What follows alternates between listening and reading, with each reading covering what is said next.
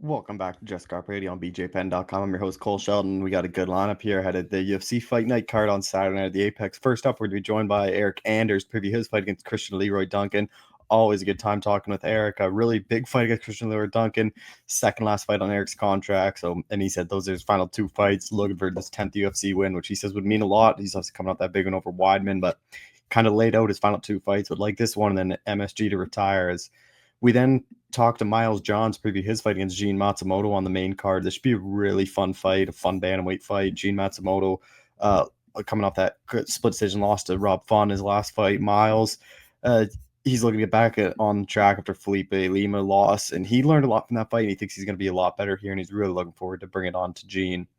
And then we're actually a bit of a unique guest. We're going to be joined by former UFC fighter Keith Jardine. He's since retired from fighting. He's gotten into script writing for movies, acting, directing, and his first movie is coming out. So I actually got a chance to screen it. It's really good, and I know I talked to Keith about it. A really good chat with Keith about how he got into it. Michelle Watson Gomez is in the movie, and really good movie that I highly recommend people watching. And then we close things out talking to Mark Hulme, Jerks' teammate, who was fighting the week before in Octagon 74 on August 9th. Part of the Grand Prix tournament, but Mark, really good camp here. He's excited for this one, and then he knows him and DDP are going back to back with big wins. But be sure to share the show, subscribe, and tune in next week for another episode of Just Scrap Radio. All right, we're Joe UFC middleweight. Eryk Anders is back in action on August 9th. Eryk, how's it going, man? It's going well. It's going well. Just finna get this lifting session in. Obviously, last fight went very well for you against Chris Weidman. A lot longer of a layoff than what I thought. Like, was this a lot longer than what you thought, or was this kind of the right time frame for you fighting December until now? Nah. I like to stay active. I like to fight. I got 2 fights left, and I'd like to get them done this year. So, yeah, 8 months is a long time, but I had a lot of time to heal up and recover and whatnot. So, I feel good and ready to go. And with this one, just at the Apex, is that a big disappointment too? Just knowing you only have a couple fights left and back there. Man, I get paid the same no matter what. So I think for this fight in particular, it kind of favors me, the smaller octagon, because Duncan likes to move around a lot, so it'll really limit how much space he has. So I think there'll be a lot more clinching in this fight than people would expect. You did kind of mention off the top. I know when we talked before the Weidman fight, you said finishing the contract. So at the time, it was the Weidman 2 more. That's still the plan. Like final 2 fights on the deal, like this and one more for you. Yeah, I think so. I don't think I'll ever not like fighting, but I am getting older, and how long can you really fight? Now, obviously money talks. So if I go out there and finish these next 2 guys, and they come with some money, then yeah, I might stay. But if they don't, I'm cool. And ending on a clean 20 UFC fights is a pretty cool number to end at. Yeah, I think so. I think like the average, career span or lifespan in the UFC is a year or 3 fights. So, I fought, 2 or 3, 4 or 5 career spans in the UFC. I made quite a bit of money. Getting ready to open up a gym, which will take a lot of my time and attention. So, one chapter finishes and another one starts.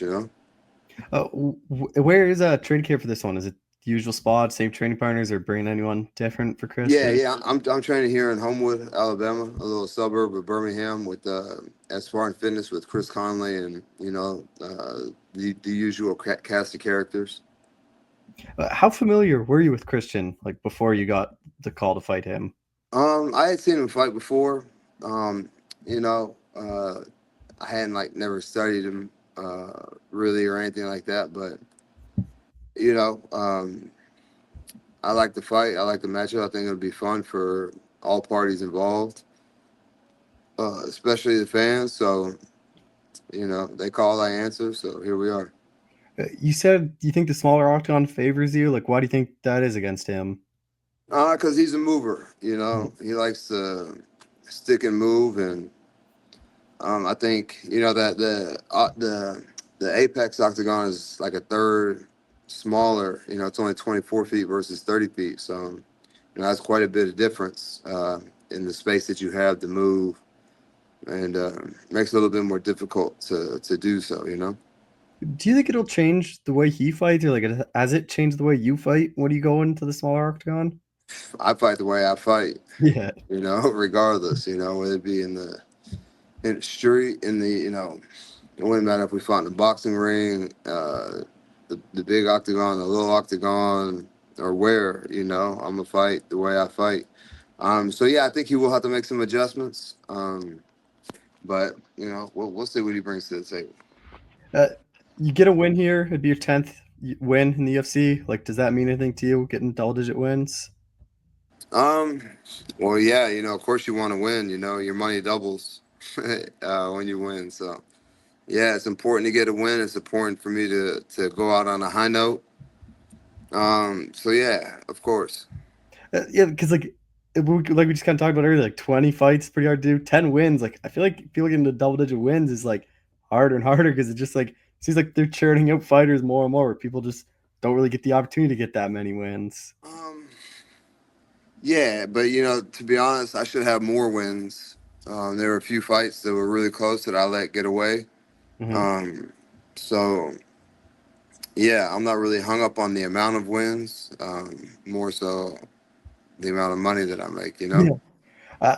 With this one, like, how do you kind of see it playing out then? Um, I think I definitely think I'm gonna go out there and get a win. How I get a win, whether we wrestle a lot, clinch a lot, strike a lot. I just think my pressure is a lot for people, and at this stage in my career, I'm a lot more cognitive of output and what it takes to win a fight and what you have to do to win a fight. So I think my fight IQ is a lot higher than it has been through these last few fights, than it has been, the rest of my career. Uh, After this one, you said be the last one. Like, is there like would the like obviously the goal, like, and not the goal, but like, are you kind of hopeful it is on one of these big cards and like you send off me in front of fans and like that final one's not just at the Apex? Yeah, yeah. I would love to fight in Madison Square Garden. It was a Mhm. dream. I had my opportunity last year, and got sick or whatever, so we had to move it to Vegas. So yeah, if I could get that Madison Square Garden card that they have every November, that'd be great. Do you have an idea of who you'd want to fight in your time fight, or does it not really matter to who the opponent is? Nah, it don't really matter a whole lot to me. I just want to go out there, put on a show, get a win, get my hand raised, and lay him down, lay my gloves down. Just kind of a bit on the gym. You said you're going to open. Like, is it just more like for the everyday person? You kind of hoping you can start training some guys to get into like the pros and the UFC down the road. Nah, yeah, it's definitely going to be more so for the average person. Yeah. Dealing with fighters, it's not my favorite thing. There's a lot of personalities to juggle. I do manage fighters now, so I can kind of stay involved in the game that way. But as far as training them, it's not. Maybe it evolves into that, but I don't. That's not my main focus or goal. Was that always something you want to do after fighting? Was open up a gym, or like is that just kind of something that piqued your interest lately? Like, when did that all start? Nah, it's something I've been thinking about for a long time, and I think now is the right time to kind of set those Mhm. wheels in motion because, like I said, I only got two more fights. So I want to have everything like set up so like when it is over, it can be over, and I don't have to Mhm. do anything or fight anybody that I don't want to fight. Opening in Alabama as well. Where are you doing That's it? right. Yeah, yeah. In a place called Vestavia Hills. Just final thing we always talk about, just because I'm a big college football guy too. Alabama, what do you think of their expectations this year? Like, obviously last year in DeBoer's first year, I think a bit disappointing to miss the playoffs. Like, I think this year they should be probably compete for No, bowl they spot. went to the playoffs last year. No, they missed out because SMU got in and they lost to Michigan in Uh, that bowl game. okay, you're right. You're right. You're right.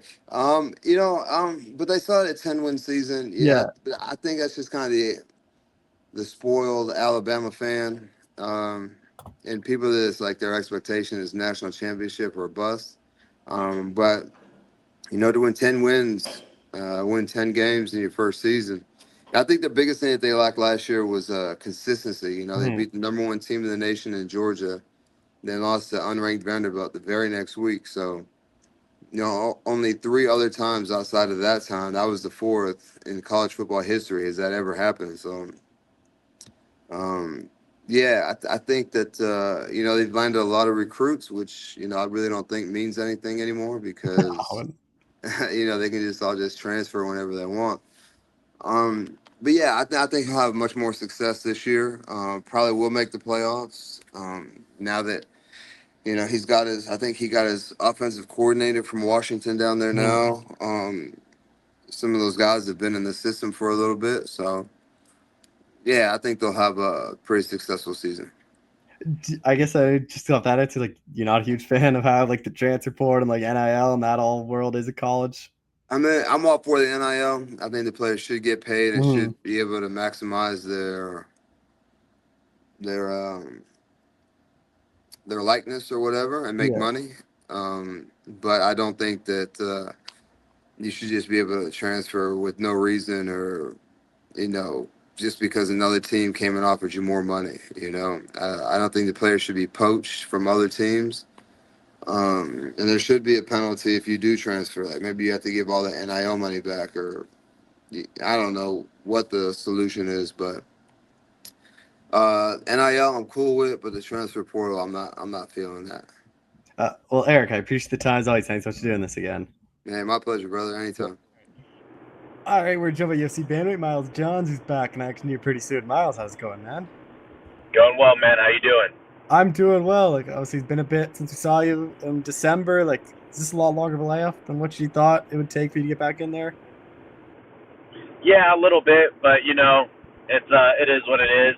I had three fights pretty close together that year, and I only had one more fight left on my contract. My contract didn't until September, so I'm always trying to figure out the UFC's algorithm. But I don't know, maybe they were getting people fights who are almost towards the end of their contract and have a little bit more time on mine. So yeah, a little bit longer than I thought, but it is what it is. Did you end up signing a new deal, or are you fighting out your contract then?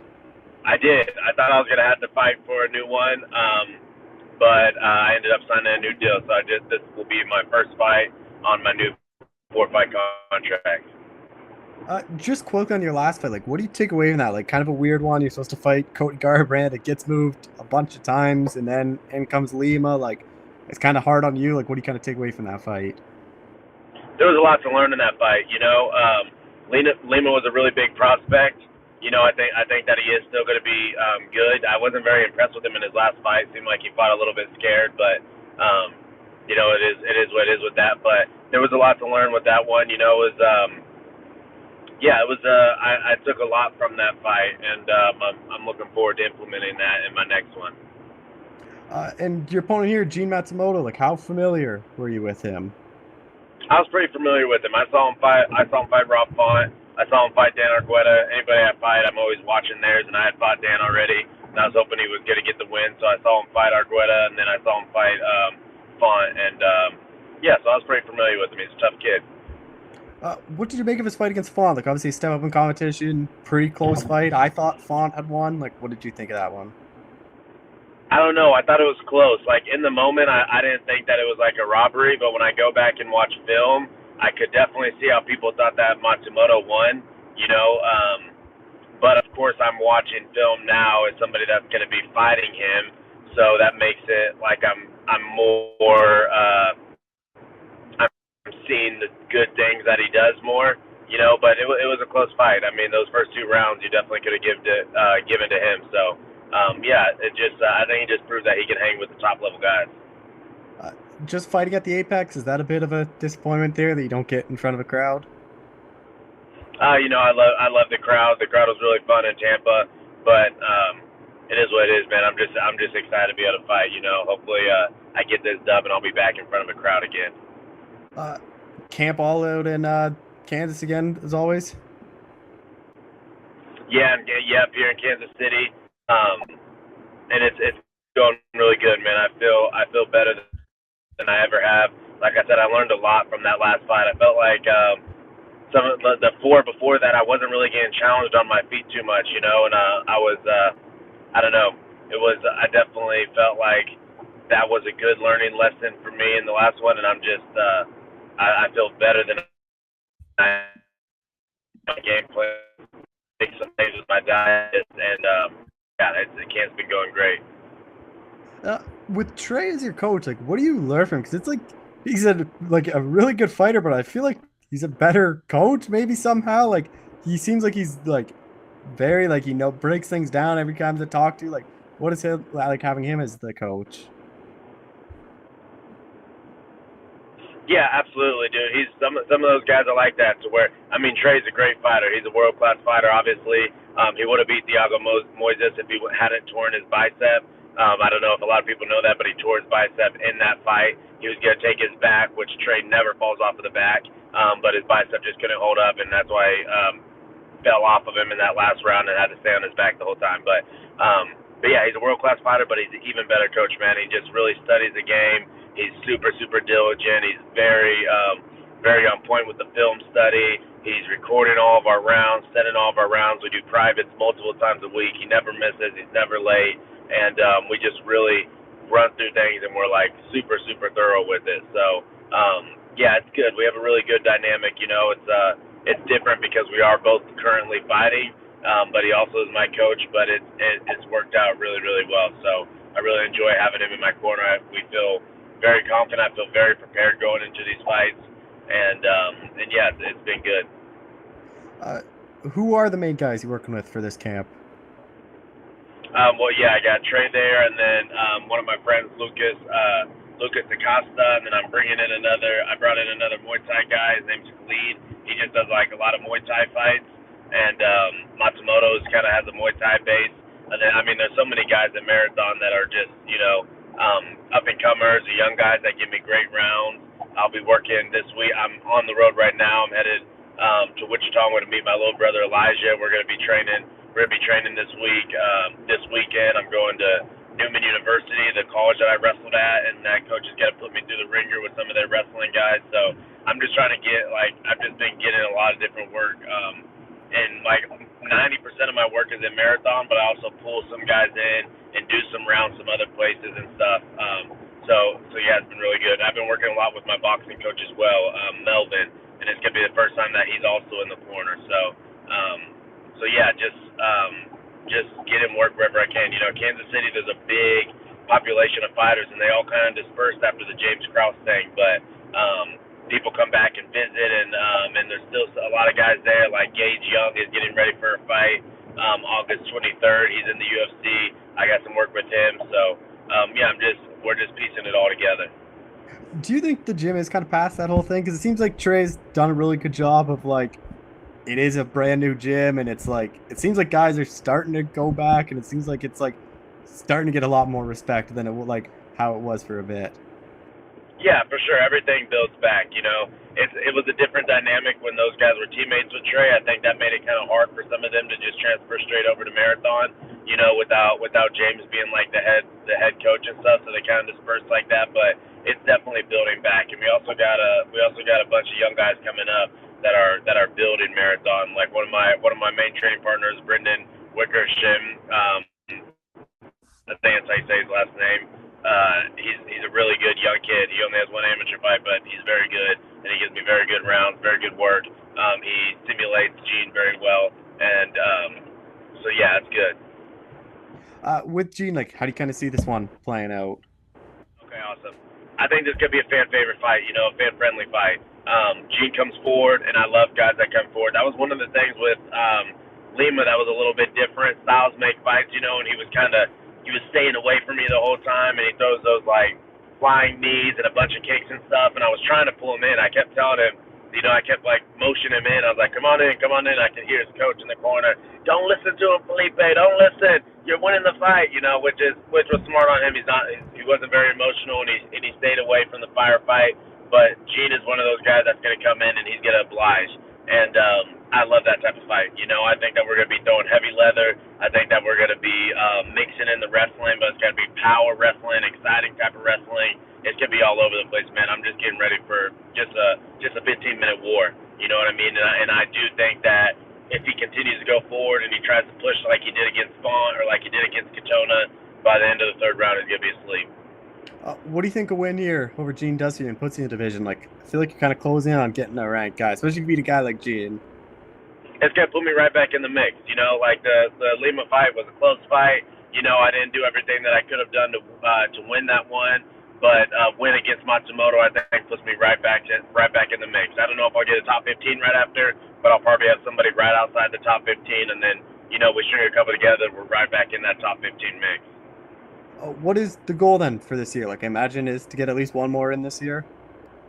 Oh, for sure. If I could get two more in this year, I mean, if we get this thing rolling again, that would be awesome. You know, I remember that Gene said after his last fight with Font that when he thought he got robbed and everything, that the UFC promised him a top 15 guy, but instead they gave him me. So I think that kind of just shows like how the UFC sees me. I know that they see me as one of those guys that's just right on the edge of the top 15, and that's my goal this year to definitely break into that top 15. But two more this year would be awesome. Just final thing, like this is your 11th UFC fight. Like, is that getting weird? Like, you're kind of this veteran now, and you're not just like this young guy coming up. It is, man. It is. Like I feel like a veteran. I feel really experienced in this game, and it's awesome, man. I love the UFC. I love this company, and so yeah, it's really cool. You know, I'm very grateful. You know, I was driving around for a while when I thought I was going to be fighting my last fight on the contract, and I didn't really think that I was going to be let go either way. But you just always got to keep that in your mind. You always got to have that humbleness and humility, knowing that like, man, I could lose this, and this could be like my last one with the UFC. You know, like it's just I think it's important to just keep that in mind and keep that gratitude. You know, and when I signed a new contract, it just really made me grateful to just be where I am. You know, just fighting for the biggest promotion in the world. Like, just I can't believe I'm on my 11th UFC fight. You know, I really don't take it for granted. You know, I love this game. I love this sport, and so yeah, man, it's awesome. I'm just really grateful to be here. You know what I mean? Well, Miles, I appreciate the time as always. Thanks so much for doing this again. Thank you. All right, we're joined by former Strikeforce UFC fighter Keith Jardine, who's got some big career news. Keith, how's it going, man? Hey, pretty good, man. How you doing? I'm doing well. Like, this might be one of the more stranger kind of career changes from a fighter to a movie director. Like, obviously, you have a new film coming out in August. How did this come together from you writing it to directing it to all that? Completely natural, man. No big deal. To go from fighting led to acting. Acting led to writing led to writing, directing, and I did a short. A short did really well. Past 11:55, I went. I won a lot of awards: best director, best acting, 4-time Academy qualifying festivals, in that. And because of that, I was able to get this one made, this full feature, Kill Me Again. Yeah, I don't know if it feels just like a natural progression to me, but goddamn, it's been work getting here. Obviously, you've done a lot of movies and TV shows acting. How different was it for you to turn the acting off and to be the director part of it, the director role? You know, it came natural. I was really scared when I did my short. Um, I had some screenplays that were getting a lot of traction, but the studios wouldn't let me direct it. Of course, like spend a lot of money on this thing, so I did my short, and I thought, well, I might as well direct it, and I directed it, and by God, I loved it, man. Like I loved working with the actors, and I loved bringing the team together, and I loved doing all that, and that led to my this movie, and it's like I tell you, it's a weird thing. It's the hardest thing I've ever done, making this movie. Um, just in the trenches every day and doing the low budget the way it is, and just getting everybody together and all that, and making it work and making the days work and fixing the scenes that you're not going to get to and things like that. It's the hardest thing I've ever done, but in the end, it's the most rewarding thing, because when you got the product like we have now, that people are just falling over how good it is. Like there's nothing more rewarding. How long have you had this idea? Like, how long does it kind of take for you to write and kind of get this thing to, like, obviously off the just paper into like an actual movie? I get really lucky on this. I'm writing is suffering, and I write every day just like I used to train every day. And I've got some scripts I've been working on for many years. I got a lot of scripts finished. I got some I've been working on for many years, and some like come together just like this one. And it's just like it's such a good idea and all that. Like I can't believe nobody's done this yet, and it just kind of flows out. And I'm gonna tell you, it's work. Like I worked for 3 months writing it and everything, but I wrote the beginning and the end in about 3 weeks, and then I knew I had something. And I started raising money. I started like attaching actors, attaching crew, and like saying, "Hey, we're doing this," and we did it. When you're kind of in charge of all that, like getting the actors, getting the crew, was that difficult to try to find the right people for the movie? Because I imagine you have like this perfect idea in your head of how it's gonna be, and like trying to find that perfect actor for it. Like, was that difficult at all for you? Not really, honestly, because Brendan Fair, our lead in this, once I decided I wasn't going to play the lead, I knew right away who I was going to go to, and I knew it was Brendan, and he's a world class actor, and there's only a few guys that could pull off what he did in this movie, and he did it, and so I approached him right away, and he read the script and said absolutely, and yeah, so that was easy, and then putting people in after that, like it's hard going through the. I casted myself. I went through every single. People sent me clips. I went through like hundreds of clips for every character because I'm an actor too, right? And I don't want somebody to do an audition and like I just like watch the first second and then pass. You know what I mean? So goddamn, I watched every single one of those until I. But the ones that I got, the ones that all the people that I hired is like from casting is like once I saw that I was like, yep, that's him, that's him. Especially David Wilkins. For some reason, I think he's the one that made the whole thing work. He's Gary at the front counter next to Sam, the kind of goofy guy. Like he's when I saw him, like yes, and for some reason that made the whole movie work. I don't know, like yeah. Uh, like obviously it's been a long time to get this, but like, are you nervous at all for the release to see the reception, or is that something that you think like I watched the trailer, through like the first 30, 40 minutes of it, it's really good. Like I think it's going to be very positive reaction. Like, are you worried at all about the reviews, or are you just like happy it's done and let everyone? I'm not worried at all, really, because I've shown this to some people that are paid not to like it, and they love it, and I know it's a good movie. Everybody that's seen it, that again, their job is to say no, and they say yes. Um, and objectively, it's we accomplished some really hard things, something that's nobody. This has never been done on camera before. You've never seen a movie like this. It's a time loop thing. Um, it's a time loop like Groundhog's Day, but from the perspective of a serial killer, right? Hmm. I can't believe this hasn't been done. And we make the people fall in love with this really bad guy. And to accomplish that, like I'm really proud of that. And everybody sees us and it's blown away that, wow, you really pulled that off. Because he starts off in a really bad, like you hate this guy right away. And then he starts off pretty bad, but then you warm up to him. So Brandon pulled that off. I pulled that off. And so I'm not worried at all. What I'm worried about is, and my job is what we're doing here right now, brother, is just getting people to watch this, right? Because I know like this has the legs to go viral, man. That this thing could really take off, and we just need to get people to give it a shot. We're in theaters on August 8th, right? But how do you get to see go out to see a movie, right? Like we're in theaters August 8th, wherever you rent it, Apple, Amazon, all that. It's available on August 8th, but just being there isn't everything. We got to get the word out.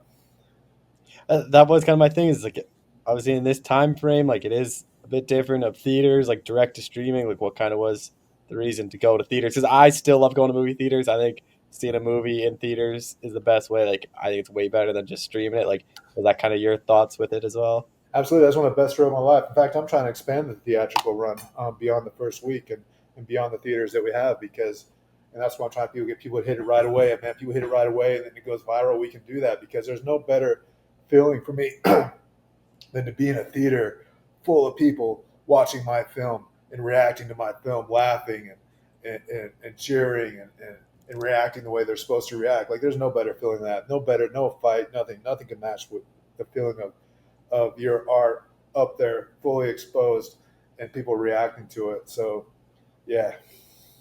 What do you think this movie can kind of like do for your career? Because like if it has a success, like obviously that can kind of springboard you into a lot bigger projects. 100%, brother. I got some good acting roles coming out this year. That this is my year, man. All the suffering and years of everything coming to right now. I got some good acting roles, really good parts being released. That's gonna be great for me. This movie's being released at the same time, which is gonna be great for me. I have other movies ready to go that the scripts have always been covered. Like people want to do these scripts, but so I got to package and do these. Like this is a start of something big, man. And I'm gonna. This is gonna be the thing that started it off, and I'm always gonna be like, man, just even talking about it, I'm sad that in a few months, man, like I want this release to last forever. You know what I mean? Like I'll be sad if I'm only in a theater 5 times watching it with people. I want to be in a theater 100 times watching it with people. For you, like writing scripts, like is that a difficult process for you? Because I know like it is obviously a long thing to do. It takes a while, like, but it seems like you're kind of getting through it pretty easy. Like, No, not easy, well, but like it seems like it's coming natural to you. you know that's what I say. That's what it's supposed to be. Like there's people after this movie's release, it's gonna be like overnight success and all that stuff. But it's not, man. It's been hundreds, thousands of hours suffering from the keyboard, and I learned how to, just like acting and just like writing and just like making movies. I learned how to put the same work ethic as fighting. If you're not doing it every day, then somebody else is, and you're not giving the artist justice. So man, I suffer every day, and most days it sucks, and most days you hate yourself, and most days you're an imposter, and most days is that. But then the days that it hits good, man, it makes it all worth it. When that dialogue, when the characters are just telling you what's going to happen, and we're going here, we're going there, and like you just can't write fast enough. Those are the days that make all the bad days worth it. Do you wish like you might start acting then from like a young age, or do you were kind of happy how you did the fighting and then into the acting? Yeah, I think about that sometimes. I don't wish anything because who knows what would have happened, you know? Like, who knows if I would have been any good? I don't know. Like, I'm more interesting now than I was 10 years ago Yeah. on screen, you know what I mean? So now's my time no matter what. So I don't really think much about that. Do you Fighting, like, I'm glad I got that fighting history, man. It just seems like a whole nother life, but I wouldn't give that away for nothing. do you have like a big career goal for acting and directing, or is it just kind of take it day by day and kind of see where the road Yeah. takes you? People watch my films because it's a film by Keith Jardine. Yeah. Simple. That's it. I'll be a respected. I am a respected character actor in the industry, but enough to package my own movies around that'd be amazing. Just like I want to do. I don't need to be. I'm not trying to be a superstar in the acting, but I love to get great, challenging, good roles. That's how I started writing, because I needed more challenging roles to play, and it just led to all this organically. And thank God I started when I did, because now I'm here, and like where the film industry is going and all that. If you're not creating your own stuff, then Mm-hmm. I don't envy anybody in that position that's waiting for the phone to ring. For you, like, do you have a preference of acting or directing? Like, do you like one more, or is there different kind of perks for both? Different perks, man, is different. Certainly a lot more stress in directing. Um, it's a lot of things got to come together. When you're acting, you just entirely consumed with your part, right? And just making this part come to life. And then you got your director to lean on. You got people to lean on with that. And they're gonna say, do it this way, make this different, change this. So it's like, okay, and it's so simple. You just surrender to the part, and it happens. But directing, you're the guy in charge. You're the guy saying, no, do it more this way, do it more that way. And, oh, we need to do this scene this way. We need to change this. Oh my God, the stress of that. So acting is you're just doing the art. You're just becoming a different person, and you're just surrendering to whatever happens, and look like an idiot. I don't care. Just let it go, you know. But directing is completely opposite of that. I know when Jen reached out, she said that she talked to Dana, and he really enjoyed the trailer. Like, what's that like to hear that Oh, Dana? that's huge, man. Like, this is like full circle for me. Dana says he's going to really get behind this and promote us, and all that. I haven't talked to Dana in a long, long time. I'm looking forward to talking to him again. Um, it's just everything's come full circle, you know, for me. Uh,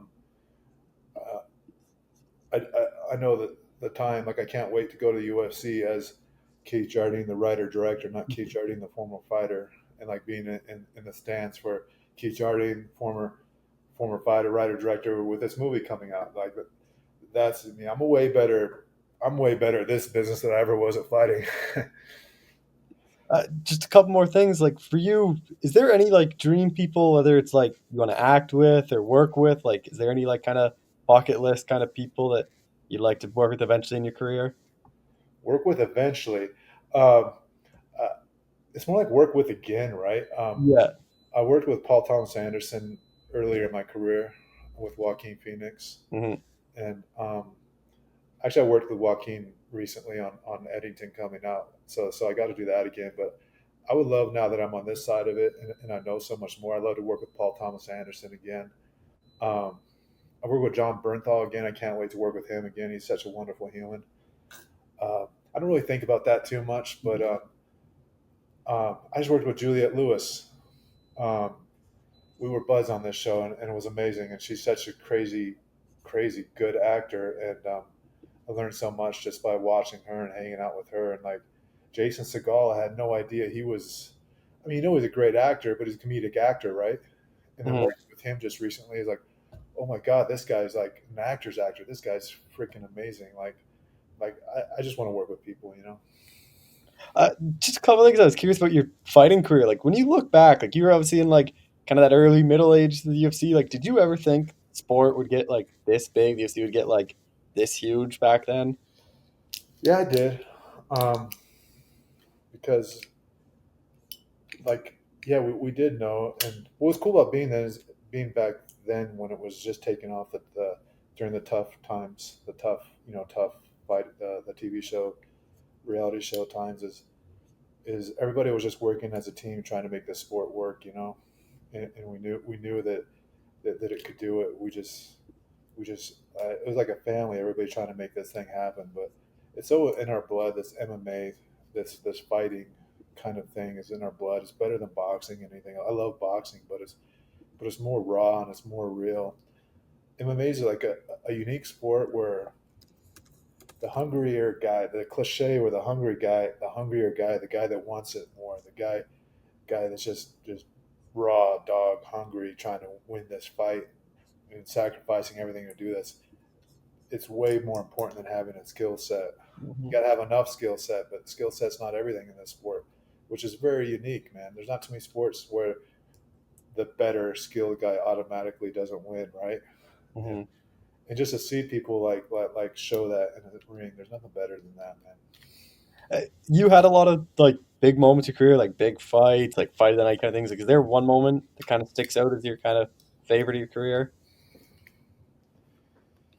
You know, yeah, I just cycle through them. Like one of my favorite fights was when I fought Rampage Jackson. I don't know why that one always sticks with me. I didn't even win that fight. I was close to winning it when the judges said if I didn't get knocked down in the last 10 seconds, he would have had me winning that fight. But it's just like a real fight. When you fight somebody real like that, like about Musashi, that was one of the hardest fights I ever done, man. I did that on 8 days' notice. That one sticks out. Just whenever you get to that point where you're just, I don't know, you're just reaching out from the underworld, trying to stay alive and trying to survive and trying to survive, and you're in this war, man. There's nothing better than that. And then I know one guy you trained with early on is obviously John Jones, and he was really early when he was at Jackson Inc. Like from the get go, like did you know like he kind of had something special and he was going to be like that good? Yeah, yeah. Um, I learned a lot from John, as far as like kind of what I said earlier. Like when he was smashing people, Hall of Famers, he wasn't technically that great like he is now. Um, he just watched YouTube videos, and he's throwing Stephan Bonner around the ring. You know what I mean? And he's beating people like Shogun or whatever. And there's something more about technique. It's just more of that belief in yourself, and that ability to turn it on game day is like so important in this sport. And I learned that from him. Is like, because I always thought you got to train, you got to beat your head in every day to get so good at all these aspects. And that's not really everything. People like Clay Guida, like he's going and tapping out black belts, and he's not the best jiu-jitsu player in the world. You know what I mean? Like there's I just it's something special about John. I said this on another podcast. I really believe that when he gets in the ring and when he's fighting, like he really experiences time different, man. Like like he sees everybody's moving a little bit slower, than it would seem like to me. Just final thing, want to give you the last word again. Like anything you want to plug about the movie, obviously Kill Me Again coming Well, out very soon. Like any last words, all yours. no, I'm so excited, man. Kill Me Again, guys. Get it in theaters. Please rent it. Please on Amazon, Apple, and please send me a message on Instagram, whatever. I'd love to talk to you about it. Like I'm really proud of this, man. This is a twisted, diabolical movie that's going to really blow your mind the way it goes at the end, and you never seen this thing coming. It's going to hit you and like, what the heck was that? And you have to watch it again to see all the things that you missed. Uh, well, Keith, I appreciate the time. Thanks so much for doing this, and congrats on the movie. Thanks, guys. All right, we're joined by Mark Hulme, who's back in action on August 9th. Mark, how's it going, man? All good, thank you, bro. Thank you for having me. Yeah, that's the big fight in the tournament. Like, obviously, first fight went pretty well, first round submission. Like, how kind of just looking back on that fight, like, how happy were you with that performance against a guy that's kind of been around, fought some really tough competition to get him out in the first round like that? Like, what was that like for you? Oh man, it was absolutely spectacular. I've told this story too many times over, but I tore my lat 2 weeks before the fight. That was quite a big impediment. And then the very first kick, I also busted something in my foot. So, yeah, getting that done in the first round was a huge relief and absolute joy. Now into the quarterfinals of the tournament, like against Dominic, like how familiar were you with him before like this whole kind of tournament was set up? Your stream, you cutting out every few seconds. I don't know if it's you or me. I was just saying, like, how familiar are you with Dominic? I mean, I spent a week there in the Czech Republic. That was when we went for the next round of the face-offs. Got to know a few of the guys, met Dominic. Obviously watched like pretty much all his fights that I could find. I feel I know him as good as anyone can know someone else across from social media and fights. And to be brutally honest, I think that's the best matchup that I could have hoped for. Why do you think it's the best matchup? Out of everyone that I saw, he was the slowest for me. Mhm. Like his punches really came out slow. I think his biggest asset was the fact that he stays super, super composed. Comes out much harder in the second round. But yeah, when I watched everyone and when the final bell rang and we got to choose our opponents, I wanted to choose Dominic Hamburger, and that's exactly what I got. And then obviously Drickus is fighting a week after you. Like, how beneficial is that? Where you guys are both in camp together and kind of going for around that same date. Yeah, so I mean, obviously tearing my lat 2 weeks before the last fight, something had to change. And that being that I moved away from a lot of contact. Mhm. Uh, yeah, so I mean, Rick is ready, he's looking sharp and focused, and so am I. What was training camp like then for you coming off the injury? Off the injury with the lat, or Yeah, like did training camp have to change at all for this one, or is it kind of the same as it's been? well, no, training camp changed drastically. I've moved away from all contact, like saving that special time for the cage and pretty much just sharpening my tools, working on my mental game, working on my neurological game. Is the mental side something that's new, or is that something that you always do before fights? It's something that I've grown into over Mhm. time. Uh, each fight obviously presents a different challenge, and when I say that, I don't mean the opponent, naturally the opponent, but some fights you've got more energy, some fights you've got less energy, some fights you get a torn lat 2 weeks before. So breathing has been a big part of my camp for a pretty long time. Meditation has also become pretty habitual for me. And recently, I've partnered with a neuro professor. I don't know if that's the exact science word for it, but in short, if you think about mental, it's like you're going to see a psychologist. You tell him the mental picture in your brain. He plays that back to you, and you guys kind of try to find a middle ground where you're at peace with it. But structurally, that doesn't change shit in your brain. Mhm. So now I'm working with a professor, and we're actually realigning my brain. Not to say something was wrong, but you can always get more efficient. And fighting Dominic, like in Czech Republic, I imagine you're going to get booed. You've done this before. You're in Canada fighting a Canadian before. Like, do you enjoy this? Like going into enemy territory and fighting these hometown favorite guys? Yeah, I think that talks for my heritage, like coming to Africa many generations ago. We fought a lot of battles. We fought the Europeans, we fought the Englishmen, and yeah, it's nothing new for me. We've got a pretty big fight culture here, and yeah, I mean, going behind enemy lines is nothing different, man. I love fighting, bro. I want I once told someone the fact that you want to kill yourself doesn't mean you should tell other people because that makes the way they look at you different. They say, I want to kill people a lot of times. Like I don't like I really like I would fucking kill people if I could, but I don't want to go to jail. So going, like I mean, having someone boo me for beating the shit out of their fan, I think that's natural. They're gonna do what they're gonna do, and I'm gonna do what I'm gonna do. Uh, South African MMA's come a long way. Like you obviously have you, yourself, Drickus, like Don Madge, Cameron Simon. Like, what's it like for you guys to kind of be that like first wave and kind of pave a way for a lot of these like young up and comers to get to these big promotions like this?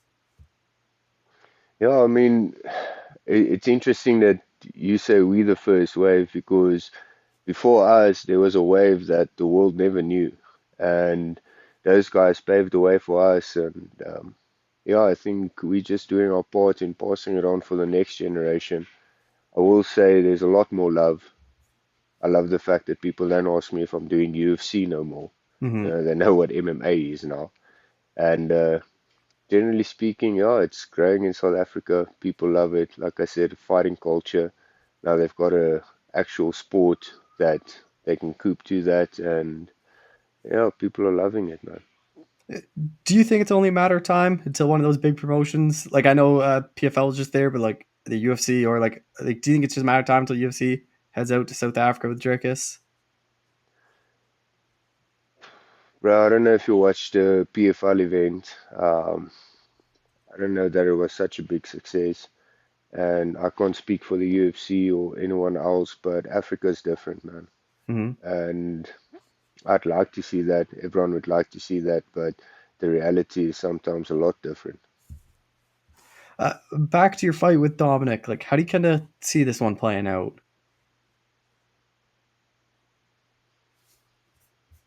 First round submission or second round TKO? You don't think it's going long then? Oh, I mean, we can go all the way. He's only going to get hurt more. But to be honest with you, yeah, first round submission, second round TKO, that's the way I see it. And if we go all 3 rounds, thank you for the dance, brother. Like, obviously on the same card is the other fight that you'll fight the winner. Do you have a preference between Stan and Engziak of who you'd want to fight next? I have no preference, man. I'm very, very curious to see what's going to happen. Naturally, I thought Nkasek would dominate Stanton, but the way Stanton walked up to Nkasek, he was full of confidence. And yeah, I'm really just excited to see what both guys bring, and whoever it is, I'll see you guys in the quarterfinals. It is supposed to happen later this year. Like, would you just want it like as quickly as possible? Like, I know you always like being as active as possible. Yeah, look, that's not in my control, but like as I have it, we're gonna try to finish it this year. like maybe October and December. That would be nice for me, to be honest with you. Get it wrapped up as quick as possible, and yeah, see where the road leads. And then for you, like, you just going right from this fight to Chicago to be in Jerkis's like corner, or are you gonna be part of that? Like, how's that gonna work for after this fight? No, Tricky's got this one, man. Yeah. He's flown some guys in. Him and Coach Morne Visser, they're in control of this one. I'm gonna go fight my battle, and I'll be supporting him from home grounds most likely. How do you think he does against Hamzat? Because I actually like the matchup for him. Like, I know a lot of people will be picking Hamzat. I just think like Jerkis is so hard to take down, and he's just like, I think he'll obviously have the cardio advantage. I just think like he survives the first round. I just think it's kind of his fight to lose after that. I mean, I'm not a big speculator on fights if it will go this way or that way. I believe Trickers will win, no doubt in my mind. And the one thing I will add to that is I've been to Dagestan. I've wrestled in Dagestan for fight camps, and I've never felt someone exactly like Trickers. Like, I mean, I'm sure he's something special, but I highly doubt that he's gonna come in there and impose his will on Trickers. Do you think this will be the fight that Jerkis like starts getting a lot of respect he deserves? Because it's weird. Because like people always joke that he's like not a very good fighter, but he wins. Like I know Rob it is, he said that, but like I feel like if he beats Hamza, like he really should start getting respect like an all time great. It's about damn time, bro. It's about damn time people put some respect on his name. I mean, last time I checked, we're in the fighting game. We're not in the ballerina or fuck, who gives a fuck what your technique looks like. If you're getting the job done, he's never lost in the UFC. I think he's like most likely going on a 7 or 8 year winning streak. I think it's ludicrous Mhm. that people put money against him, but you're always going to get those people. Just final thing for you, like what is kind of the goal for your like career now? Like obviously you were on the tough, you're in Octagon. Octagon, I think is I honestly think it's like second best promotion. I think they do a lot more, like a lot better views than what PFL does. So like getting in this middleweight tournament, like what is kind of like the goals for you going forward?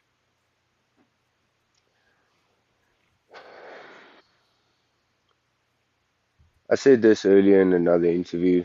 Like, I really want to fight the best guys in the industry. Mm-hmm. So, I mean, taking care of the names that I have in Octagon that stands in front of me, that put me on the right path. And yeah, I mean, naturally, the the best fighters, or in the view of the world's eyes, the best fighters are in the UFC. So my my stance on this tournament is this is my time to display my skill set, not just win fights. Winning comes easy enough to me, but actually put on performances that will make other promotions knock knock. And I believe the 9th of August, I leave it all in the cage, and that's another step towards my ultimate goal of fighting the best. Well, Mark, I appreciate the time. Thank you so much for doing this. Appreciate my brother. Have a blessed evening, man.